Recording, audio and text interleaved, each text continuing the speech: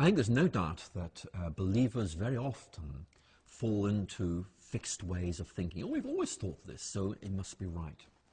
For me, one of the great themes of the New Testament is to put everything to the test and hold on to what is good. It's an idea we find in Paul's first letter to the Thessalonians.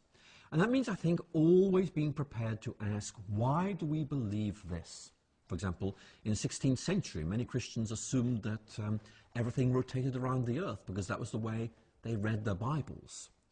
As they began to look at this more closely, they began to realize that they'd fallen into certain habits, certain ways of reading the Bible actually weren't necessarily justified by the Bible at all. They just, in effect, inherited these and been uncritical about them. I think there are some ways in which Christians may need to begin to think more about their faith. This is not going to be destructive at all. It's more about expanding our vision of the gospel and realizing that sometimes scientific advance actually helps us to appreciate its depths more than otherwise might be the case.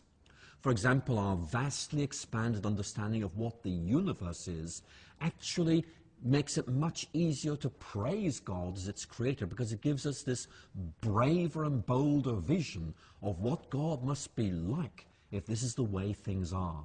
And similarly, for example, understanding more about the way in which we think may help us understand why sometimes we get God wrong.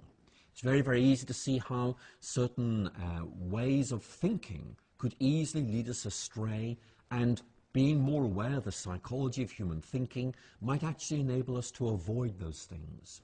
So what I'd want to say could be summed up in a phrase: we have nothing to fear from the truth. Truth illuminates. God is ultimate truth. All truth is God's truth.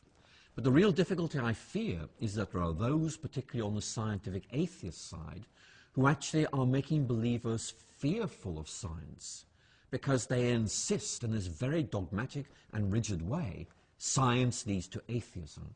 Well, I'm sorry, but it doesn't. And that needs to be said absolutely firmly and clearly.